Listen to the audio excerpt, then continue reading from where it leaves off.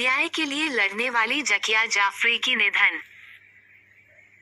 अहमदाबाद, 2002 के गुजरात दंगों में जीवित बचे और हिंसा में मारे गए पूर्व कांग्रेस विधायक एहसान जाफरी की पत्नी जकिया जाफरी ने शनिवार को अहमदाबाद में अपनी बेटी के घर पर 86 साल की उम्र में अंतिम सांस ली। फोन पर बताया गया कि मेरी मां मेरी बहन के साथ अहमदाबाद में रह रही हैं, जो जनवरी में अमेरिका से आई थी। सुबह की दिनचर्या पूरी करने और नाश्ता करने के बाद मेरी मां की हालत खराब होने लगी। वह अपने बिस्तर पर आराम कर रही थी और जब मेरी बहन ने डॉक्टर को बुलाया तो डॉक्टर ने उसकी जांच की और बताया कि वह अब इस दुनिया में नहीं रही। एहसान जाफरी उन 69 लोगों में शामिल थे जिनकी 28 फरवरी 2002 को अहमदाबाद के मुस्लिम इलाके गुलबर्ग सोसाइटी के अंदर हत्या कर दी गई थी। ये घटना गोधरा में साबरमती एक्सप्रेस ट्रेन के डिब्बों में आग लगाए जाने के एक दिन बाद हुई थी, जिसमें अयोध्या से लौट रहे 59 कार सेवक मारे गए थे।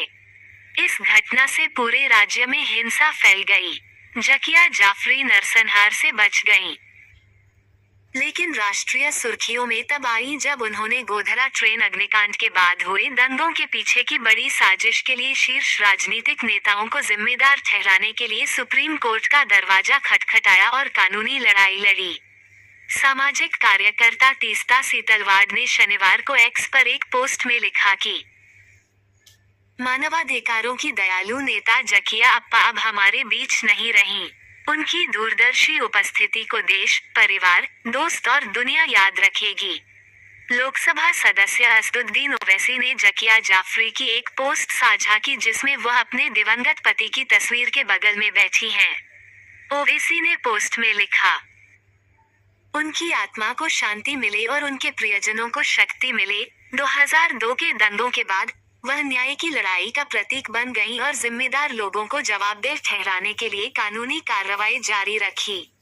उन्होंने दंगों के पीछे बड़ी साजिश का आरोप लगाते हुए गुजरात के तत्कालीन मुख्यमंत्री नरेंद्र मोदी और अन्य अधिकारियों के खिलाफ याचिका दायर की थी।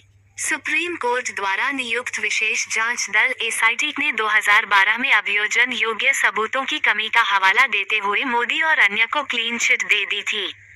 जकिया जाफरी ने फैसले को चुनौती दी, लेकिन जून 2022 में सुप्रीम कोर्ट ने उनकी याचिका खारिज कर दी और एसआईटी के फैसले को बरकरार रखा। सुप्रीम कोर्ट ने जकिया जाफरी की याचिका खारिज कर दी और अपने फैसले में कहा कि दंगों के दौरान उनके पति और अन्य की मौत के पीछे एक बड़ी राजनीतिक साजिश थी। इसमें कहा गया कि पीड़ित अधिकारियों और अन्य लोगों के खिलाफ कार्रवाई की आवश्यकता है जिन्होंने झूठे खुलासे करके सनसनीखेज पैदा करने की कोशिश की। कानूनी बाधाओं का सामना करने के बावजूद जकिया जाफरी ने न्याय के लिए अपनी लड़ाई जारी रखी और सुनिश्चित किया कि 2002 की घटनाओं को भुलाया न जाए।